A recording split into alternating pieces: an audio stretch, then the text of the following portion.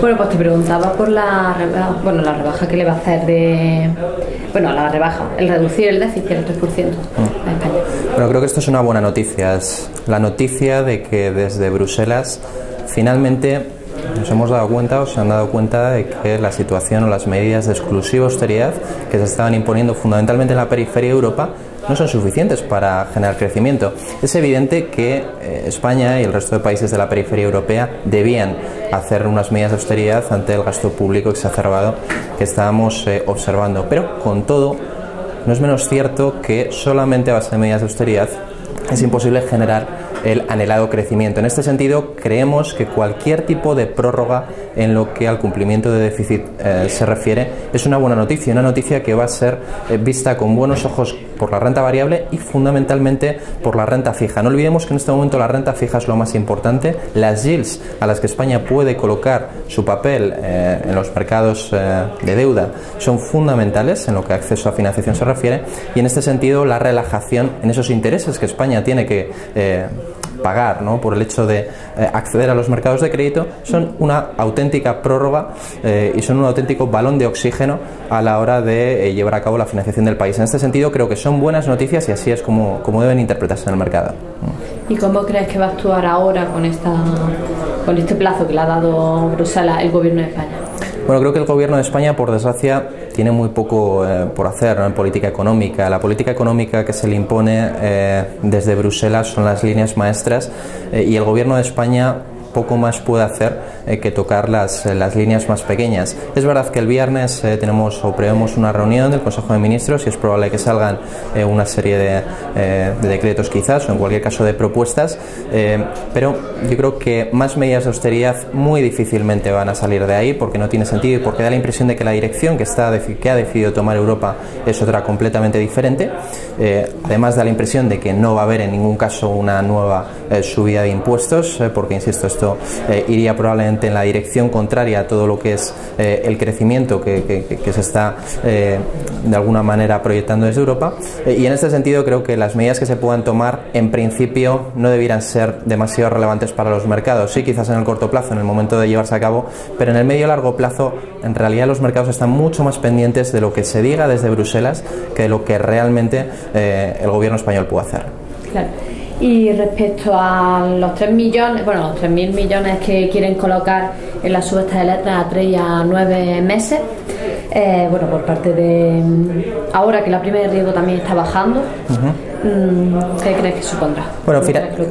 finalmente la subasta de la que acabamos de tener resultados ha sido positiva. Hemos tenido una relajación en las rentabilidades, es decir, en los tipos de interés por los cuales España accede a los mercados de crédito, y esto es algo bastante positivo. Las primas de riesgo en los países periféricos se están relajando y creo que esto no se debe a una cuestión puntual, sino que creo que realmente podemos empezar a estar marcando tendencia y en este sentido que podamos volver a una cierta normalidad que todavía en este caso no existe, porque las primas de riesgo siguen crispadas y las yields de las letras y los bonos españoles siguen crispadas, pero en cualquier caso creo que vamos en la buena dirección. Es cierto también, por otro lado, pues que el Tesoro de alguna manera está moviendo su ficha de una manera, a mi juicio, responsable, teniendo en cuenta que no sabe qué es lo que va a pasar en el futuro y está tratando de colocar el mayor papel posible, teniendo en cuenta que las mejoras de las rentabilidades son evidentes. Habrá que ver cuál es el movimiento, cuál es pues la siguiente pauta que marcamos a lo largo del segundo semestre, pero en cualquier caso es bastante prometedor este inicio de año en lo que a colocación de papel español se refiere, y hay que tener en cuenta además que de los movimientos en la renta fija, es decir, de la relajación de esas rentabilidades que España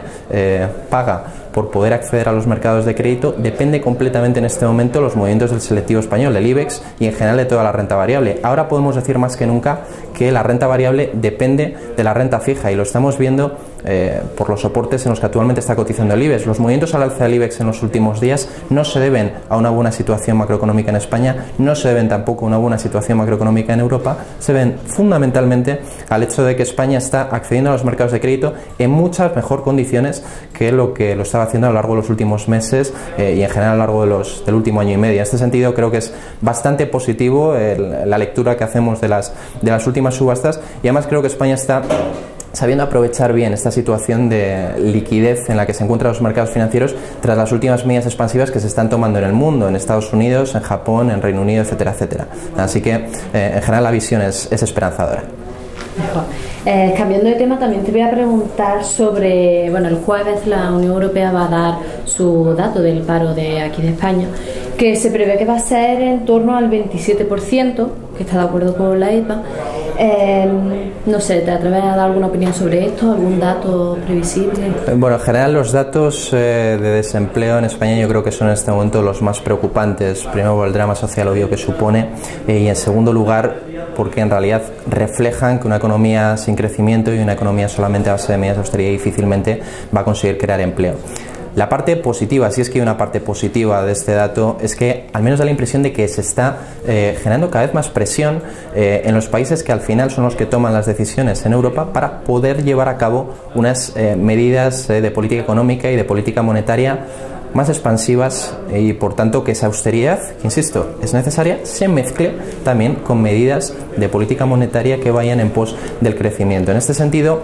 independientemente de que el dato es malo y no hay otra manera de leerlo,